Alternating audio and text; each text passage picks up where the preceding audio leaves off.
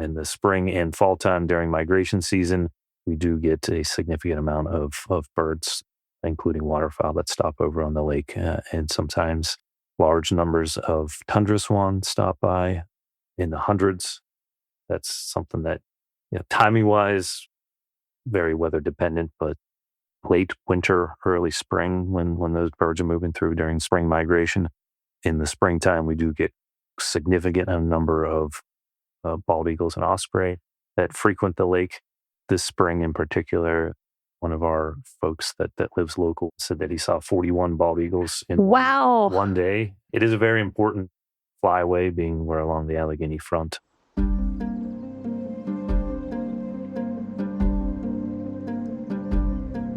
Imagine a place where stress fades, fresh air fills your lungs, and adventure awaits around every corner. Welcome to Think Outside, the podcast that inspires you to explore, connect, and embrace the outdoors. Welcome to Think Outside with the Pennsylvania Parks and Forest Foundation. I'm your host, Marci Mowery, and today we are sitting at Shawnee State Park in the Historical and Interpretive Center with manager Jim McCorkle. Jim, thank you for joining us today. Thank you for having me. Really excited to be here. I mean, it's a Friday. I know this is a very busy time for you, so I appreciate you, taking some time to have a conversation. I was sharing with you before we got on that I was just reading a post on social media where somebody was saying that, hey, I'm heading out to Shawnee. What should I expect? So can we start with answering that question? What can somebody expect to find when they visit Shawnee State Park? Sure, that's a very good question. I've been in management for 19 years now. And it always excites me when somebody comes into the office or I catch them out in the park and they say, this is my first time to the park. So it's like, great. Let me tell you what you can do here at Shawnee or wherever it has been that I've worked in the past. Shawnee's a great place. The focal point of the park is the lake. We have a 450-acre lake. So a lot of folks come here for fishing. They come here for canoeing and kayaking, stand-up paddleboarding, anything you can do to get out on the water. So that's a great thing for folks to do. Don't miss that when you come to Shawnee. It's hard to miss the lake. But the lake is open only to electric motors, so it makes it really friendly for anybody that's paddling versus in a boat. Shawnee is one of the few places that I've lived over my career and worked at over my career that we have spectacular sunsets, and that is a natural resource that you shouldn't miss at Shawnee. It's a wonderful place to come down to one of the boat launches or one of the parking areas or just take a stroll around the lake during sunset, and it's a wonderful thing. You can see the Allegheny from the park here, and it's a spectacular view, particularly at sunset. So those are a couple things that you definitely don't want to miss while you're at Shawnee. We have a 3.5-mile trail that goes around the lake. It is named the Lakeshore Trail, one of the most popular things that we have for folks to do here. And it's open to biking. It's pretty easy for folks with strollers, young kids that can get around, and obviously for walking as well. So it's pretty flat, being that it's around the lake. There's a little bit of ups and downs on it, but it's a stone paved trail. So again, pretty accessible and easy for folks with strollers, wagons, that sort of thing to get around on as well. Nice. And when I was visiting a couple of weeks ago, you took me on a trail that I hadn't been on before, and I was just amazed at the vista from that trail. Can you remind me the name of that trail? So that is Field Trail. So the name, as you mentioned, might be a little like, well, I thought I was just going to be walking through a field. Well, some of it goes through fields that we have in the park. It takes you up to a wonderful overlook. Overlooking the lake, you can see the dam from there. And again, some of the mountains in the background. Kitten's Knob is one of the mountains that you can see from up there. And it is, I think, the most spectacular view that we have in the park. And it's not too far from the trailhead to get to the overlook there on Field Trail. It really was a spectacular view and not one I was anticipating. Right. Partly because of the name of the trail, as you said, but also it's just, I hadn't thought of that sort of like rolling mountain scenery from Shawnee State Park. Yeah. It's a beautiful, beautiful site. Plenty of mountains and wooded mountains too, right? You don't see a whole lot of development from the park. So we also, when we were here, we looked at all the different overnight accommodations that you have, and you have quite a few different types that can accommodate lots of different needs. Can we talk about those? Sure. Be happy to. We have 3 camping cottages that live in our campground. So those are reservable for 2-night minimum throughout the camping season.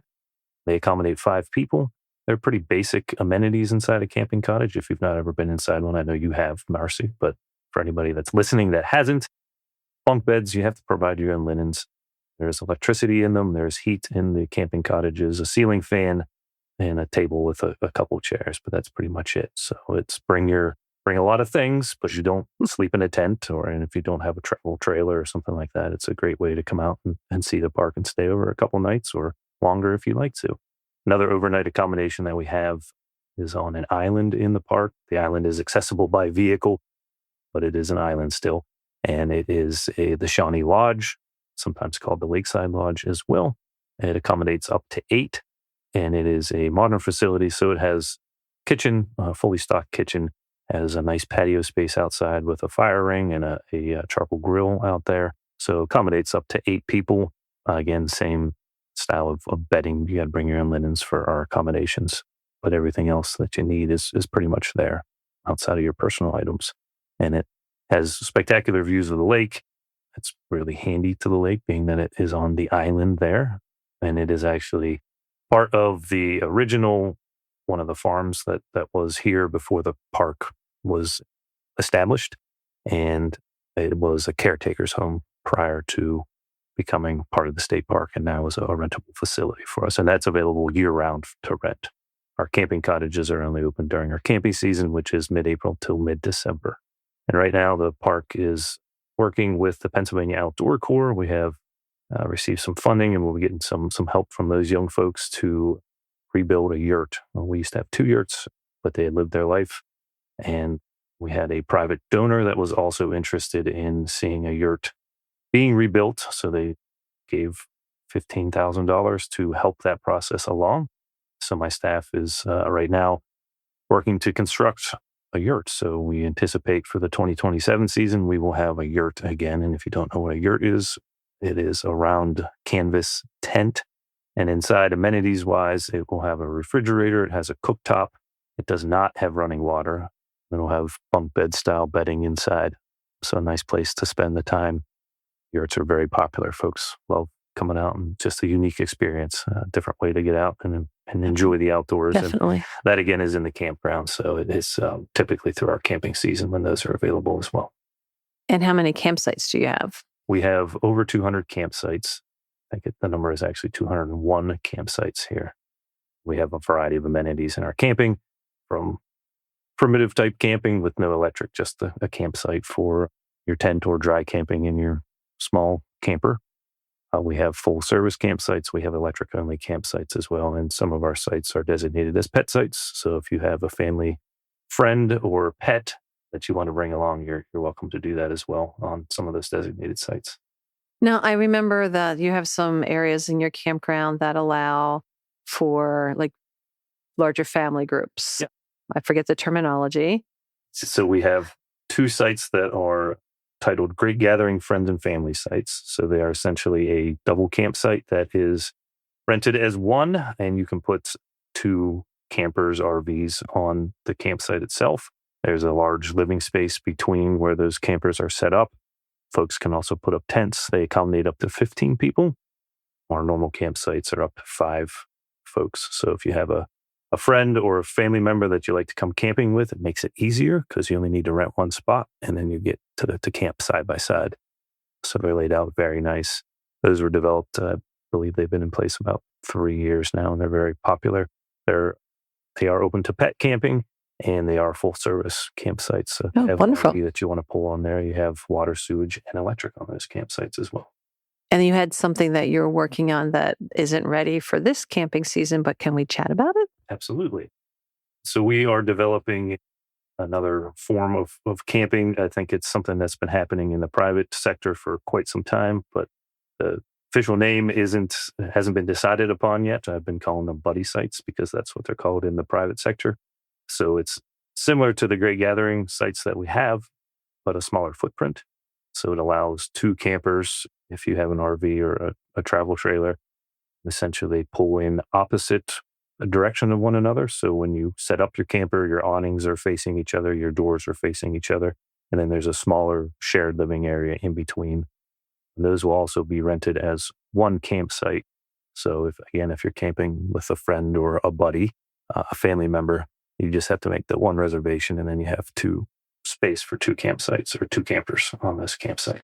I think that's very exciting. I've shared it with some of the folks that we camp with, and because we always are side by side and you're always running around and then you're always debating, well, whose campsite are you going to be in tonight, Absolutely. For cooking? And yeah, we just went camping for nearly or a little bit over a week with some friends in another state park. And that was like whose fire are we having tonight, and who's cooking tonight, and where are we moving the things to. So to have this space would be a pretty nice. That's exciting. Yeah. And you're anticipating that for the 2027 camping season? We hope so. Yeah. Fingers crossed, but check the website. It's work through the construction process and the permitting process for some things there, but yes. So to place us in the landscape, we're at Shawnee State Park. Where is that in the landscape of Pennsylvania? So we're in south central Pennsylvania, kind of at the foothills to the Allegheny Mountains here in Bedford County. Bedford is a beautiful place, lots of history in the town of Bedford and the county itself. And again, as I mentioned earlier, you can see the Allegheny Plateau from here.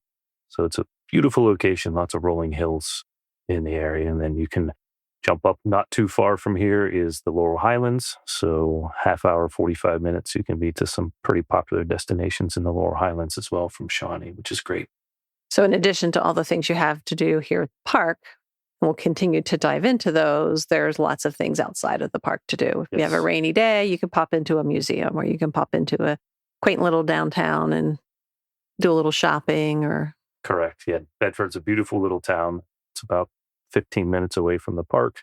So that's one of the locations. Again, if you have a rainy day or you're really interested in history, art, there's also quite a few covered bridges in Bedford County. There's a tour of the covered bridges. So I want to say there might be 19, but I'm not exactly sure. I haven't done the tour myself, but there's one that exists actually on the border of the park. It's the Colvin Covered Bridge, and that's a pretty neat piece of history, and there's a lot more of those around the county. So, isn't it always true that we don't generally do the things that are in our neighborhood? Correct. We need to do staycations and look at our own neighborhoods through the eyes of a visitor. Right. Yeah. I know. Yeah. I live in a place where people come on vacation, and my family reminds me of that pretty frequently. But we often go other places because we want to explore different things, but we don't always see exactly everything that's here in our backyard. Right? Yeah. Yeah. Until somebody comes to visit, and then you take them to see it, and then you get to have the opportunity to see it yourself. Here at the park, you also have a lot of history. You have a lot of Indigenous people interpretation. You have mounts. Can we talk about the history here at Shawnee State Park? Yes. So I've been working at the park for nearly 5 years now, and I've learned a lot about the history. I certainly don't see myself as an expert on the history here at the park, but it played a big role in a lot of things throughout the development of our country and Pennsylvania. The historic Forbes Road was believed to go through right through the park. We actually have a trail that exists in the park that's broken up into several different segments as the Forbes Trail, believed to have been part of the original I didn't realize that. Of the Forbes Road, which was an important part of the history of America, right?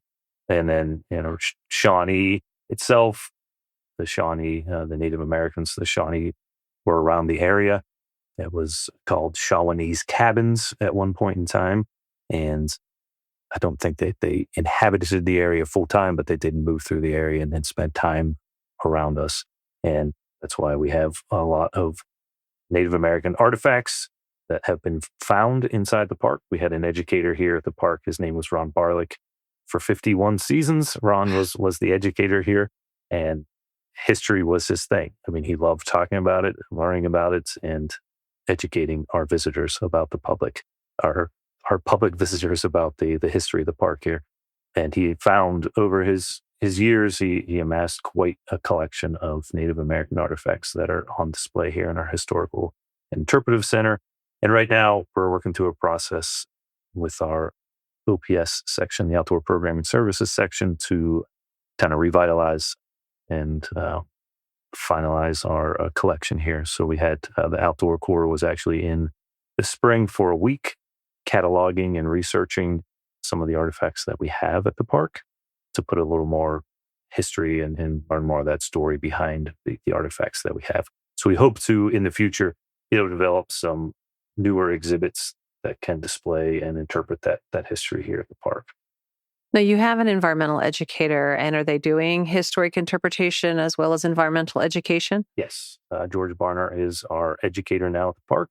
This is his second season here, and he does a wide variety of programs, including historical programs as well at the park. So on Sunday evening, he is doing a History of Shawnee State Park program. So I'm excited to see what he's dug up in the history and learned throughout his time here, and present that to the public. So moving on in the history type of thing, the park was established in 1951. This is actually the 75th anniversary of Shawnee State Park.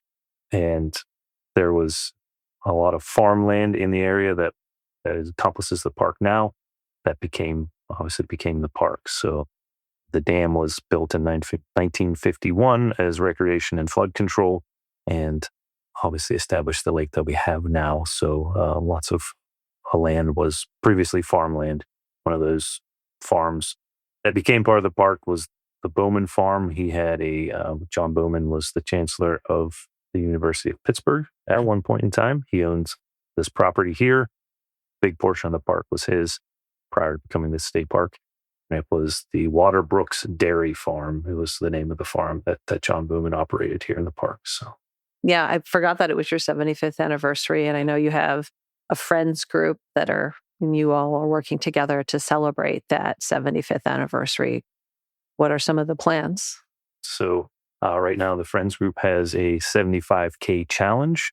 It's a virtual 75K that you can participate in.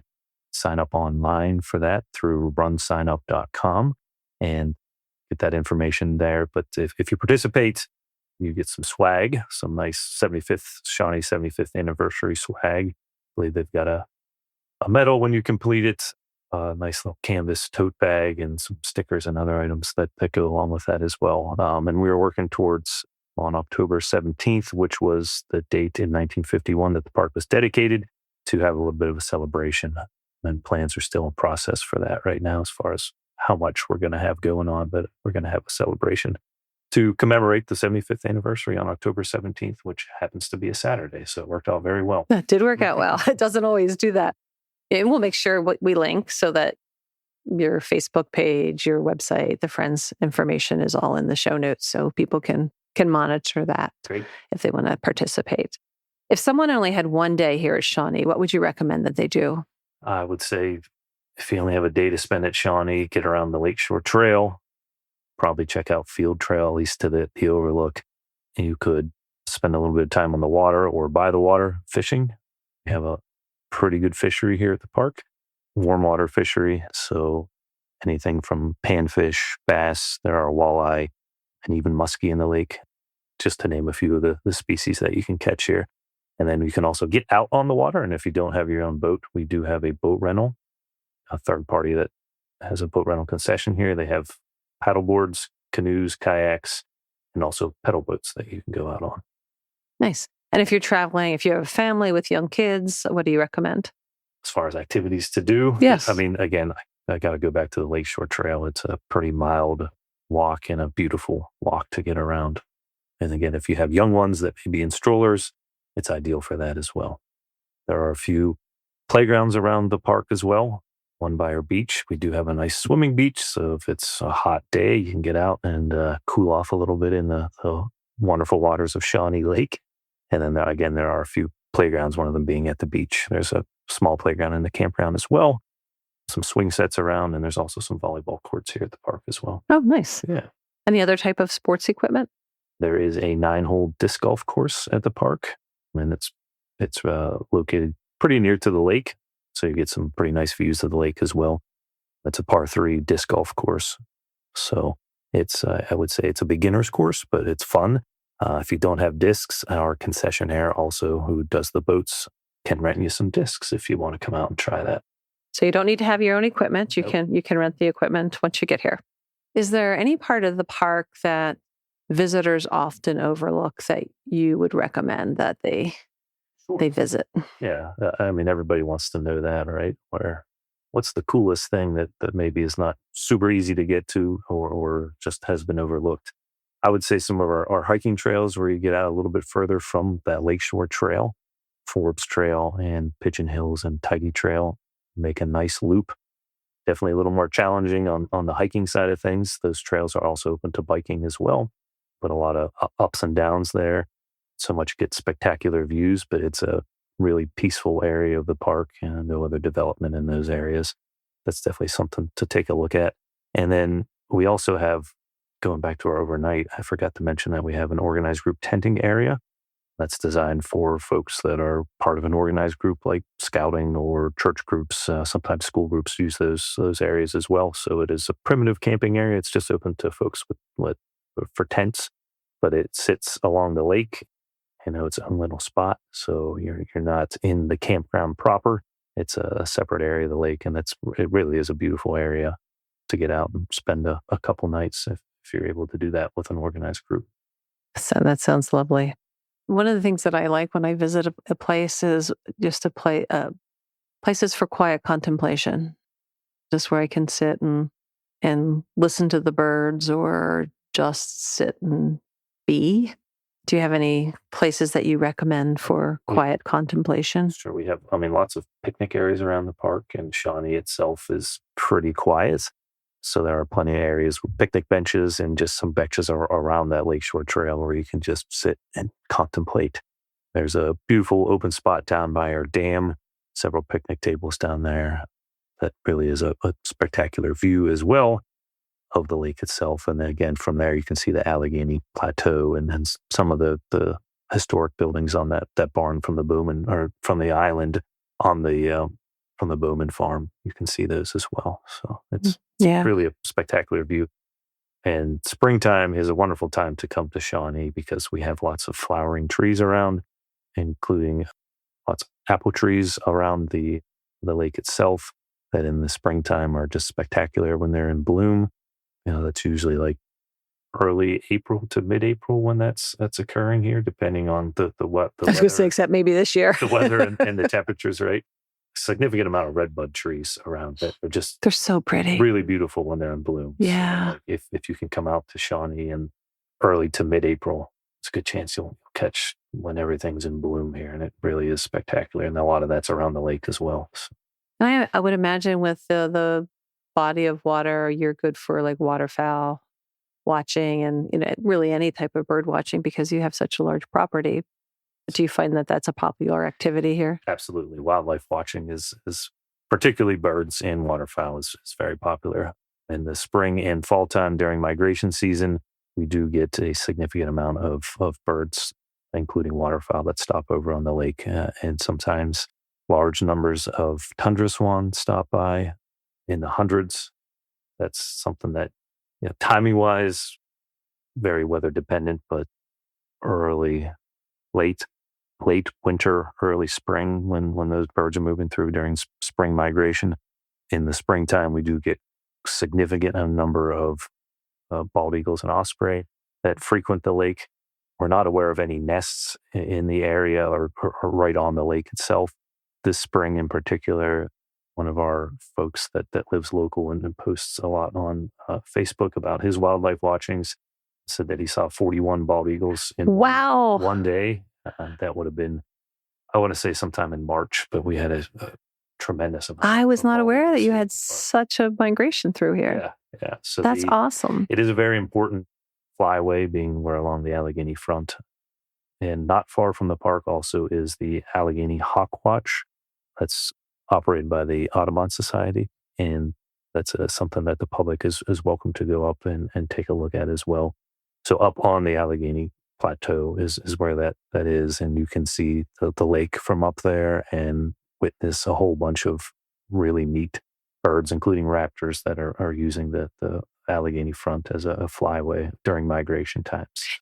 Don't golden eagles utilize that flyway too? Yes. So it's an opportunity to see an eagle you may not normally see. Yeah. One of our visitors told me they believe they saw a golden eagle in the park this spring. I've not seen that myself. They're so cool. I wouldn't be overly surprised by that. So yeah. I knew about the hawk watch, but in my head, I wasn't making that connection that they were so close together. We get, other common waterfowl that you would see during migration. Of course, Canada geese. We have loons that stop by, cormorants, egrets, a whole host of different waterfowl that you can see during springtime in particular, but fall is also a neat time to see some migration coming through. We've had some instances where there have been some pretty rare sightings during migration time. One of them was a pelican that I believe had been blown off course because of storms. Not something that we would see commonly. That was several years ago.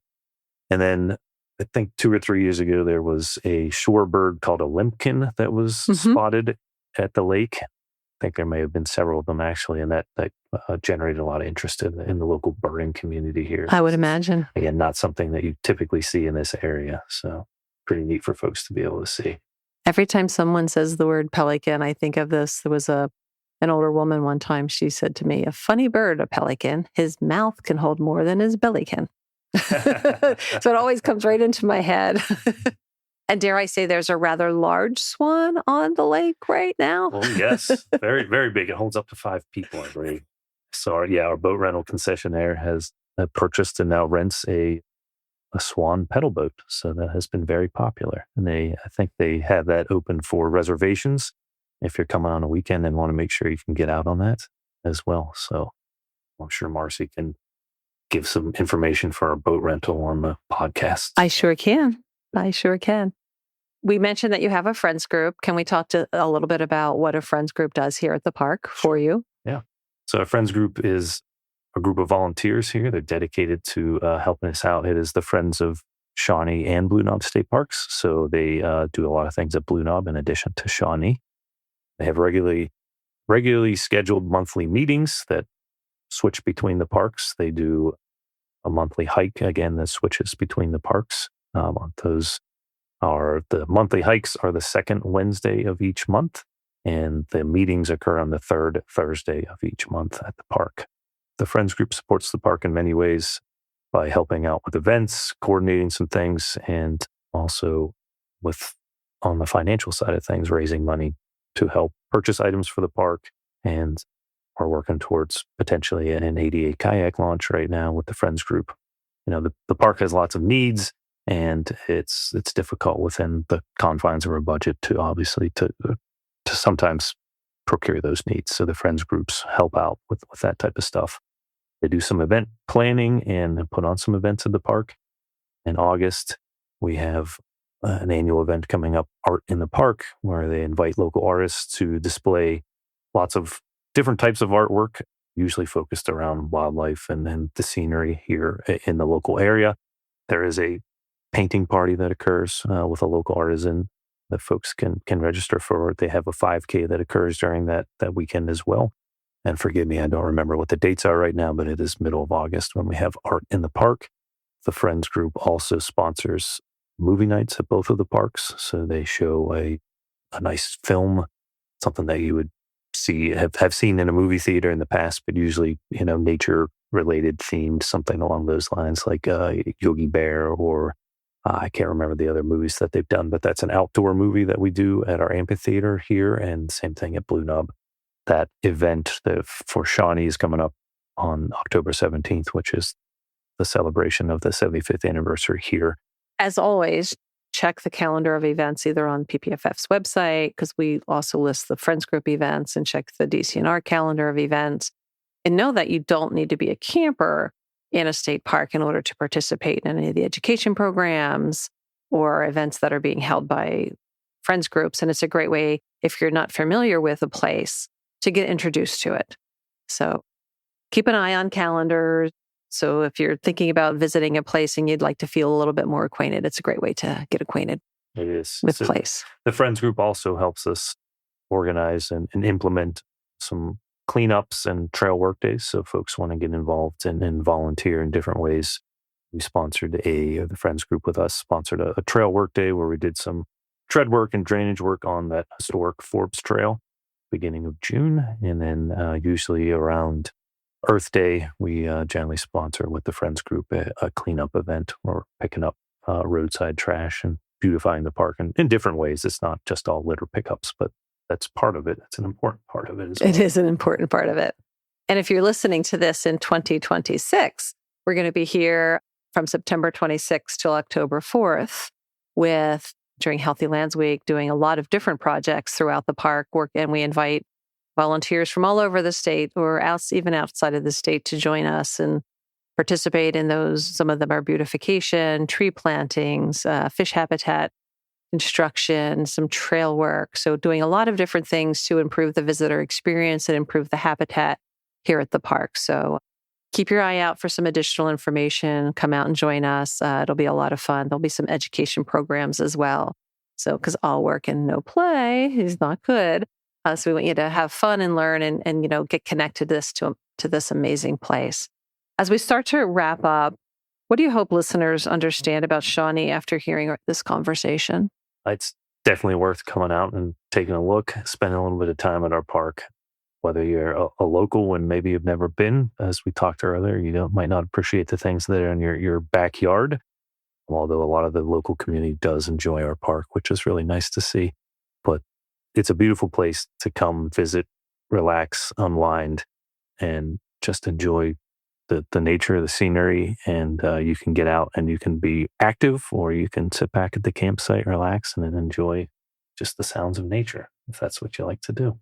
Thank you, Jim. It's wonderful to be here and to talk to you. And I love your enthusiasm for this place and all the work that you've done and where your vision is going for the future. So thank you for your work, and thank you to your staff as well. We do have a great staff at the park, and I would like to thank them as well for their dedication and pride that they take in the work that they do here at the parks. Yeah. Thank you. Thank you. Thank you for listening to Think Outside, where every episode invites you to discover new places, build confidence, and find inspiration in nature. Love the show? Subscribe for more inspiration, share with a fellow explorer, and let's keep thinking outside together. For more resources and inspiration, visit thinkoutsidepodcast.org.